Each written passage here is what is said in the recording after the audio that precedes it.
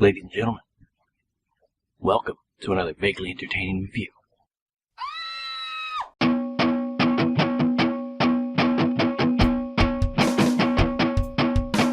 Good evening, everyone.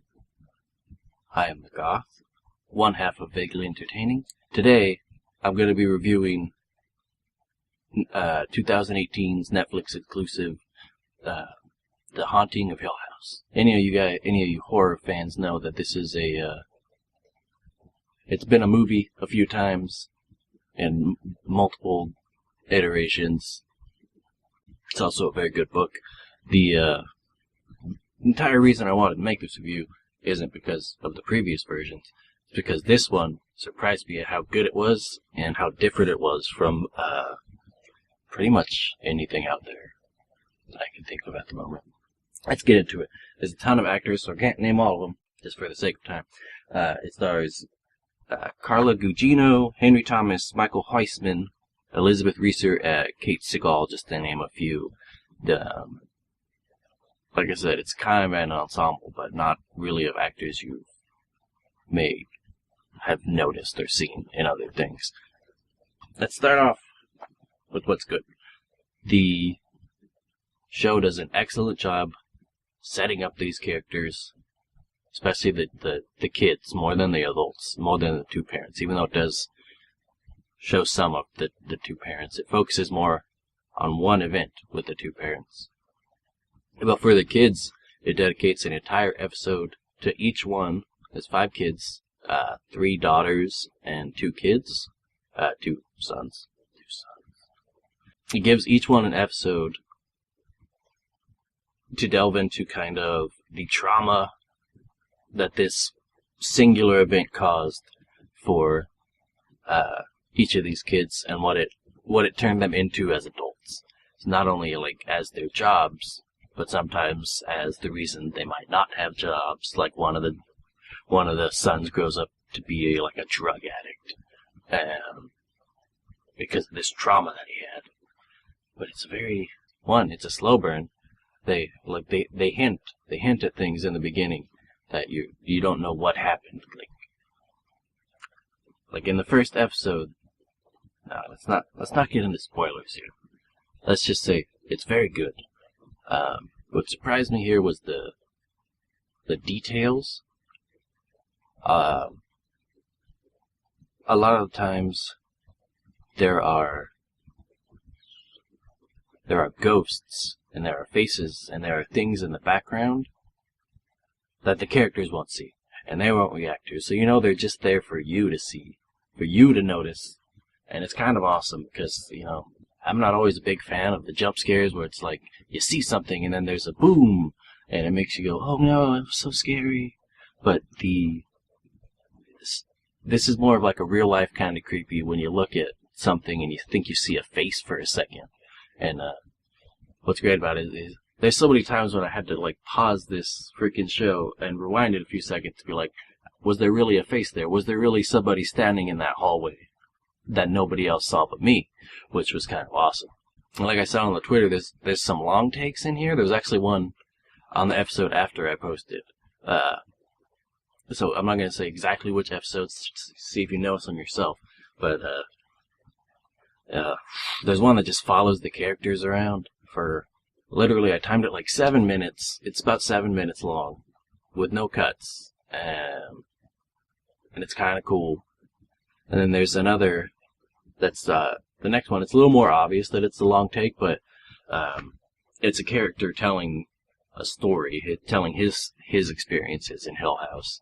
And it's just a slow zoom on his face. It's about 4 or 5 minutes long. And let's see. I had to write it down because this actor, Robert Longstreet, he got me there. Like, he had me enraptured with just him telling a story, which is great. Which is hardcore in terms of acting, because, it's weird, though, because you think movies are supposed to show the story, except when this guy is just on screen talking, you can see what he's been through, kind of in his eyes and through his emotions. It's great. It's great. When I saw the trailer for this, when it first came out about 2 weeks ago now, early October, I wasn't excited for it. I thought it looked kind of cheesy. And there's a couple cheesy parts. There's a few jump scares, like I was just talking about. Are just kind of out of nowhere. But the really good part about this was the characters and the history and the trauma of it. Yeah, anybody who knows a little bit of history about, like ghost stories going back to like the 1800s, like the turn of the screw and stuff, is they're focused more on the trauma. They aren't about like ghosts coming out and killing people. It's more about them pointing out, flaws in the world around them, pointing out flaws in their characters, and pointing out secrets that need to be told, which will never be found out if these ghosts don't show up and show somebody. So there's a good mix of that mixed in with the more modern, ghost stories of ghosts killing people. And I really liked it. And the only reason I'm even making this video is because when I saw the trailer, I didn't think I was going to watch it, and I thought it was stupid looking. So I'm making this one just to get the word out there a little bit. Like, go watch this show. It's really good. I also thought this would be a good place to start my horror review series. Series, use that term loosely.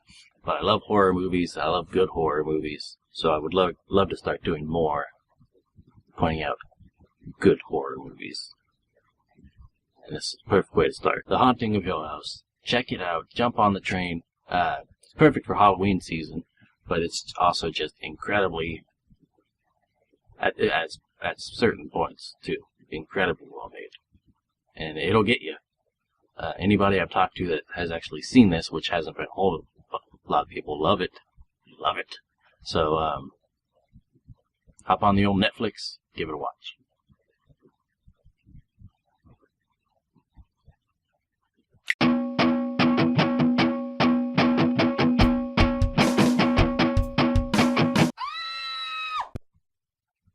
If you liked this video, please give us a like and subscribe.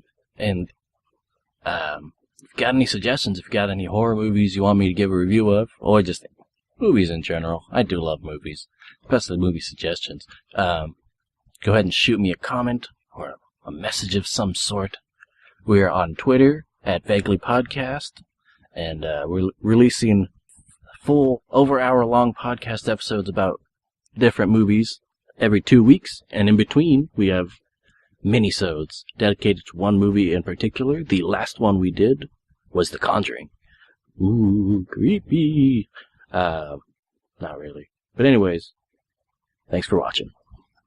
I'm pretty good at, just talking incoherently. Am I not?